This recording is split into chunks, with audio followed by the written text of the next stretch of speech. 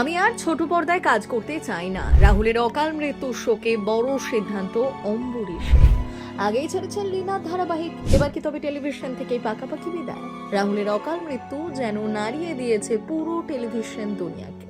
এই ঘটনার পরই সামনে এলেন অম্বরীশ ভট্টাচার্য, কিন্তু অভিযোগের জবাব দিতে নয়, নিজের ভেঙে পড়া মনটার কথা বলতে। তিনি জানান, রাহুলের মৃত্যুর খবর পাওয়ার পর এতটাই মানসিকভাবে বিপর্যস্ত হয়ে পড়েছিলেন যে কারোর সঙ্গে যোগাযোগ করার মতো অবস্থায় ছিলেন না। সহ অভিনেতা নয়, পর্দার বাবার মতোই কাছের হয়ে উঠেছিলেন রাহুল অরুণোদয় বন্দ্যোপাধ্যায়। সেই মানুষটিকে হঠাৎ হারিয়ে ফেলার সবকিছু যেন থমকে যায়। তবে এই শোকের মাঝেই উঠে এসেছে আরো বড় প্রশ্ন, শুটিং ফ্লোরে শিল্পীদের নিরাপত্তা কতটা নিশ্চিত? এই নিয়েই ক্ষোভ প্রকাশ করেছেন অম্বরীশ।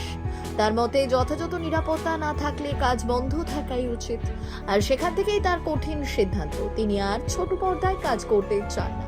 এখন প্রশ্ন একটাই, এই ঘটনার পর সত্যিই কি বদলাবে শুটিং ফ্লোরের নিরাপত্তা?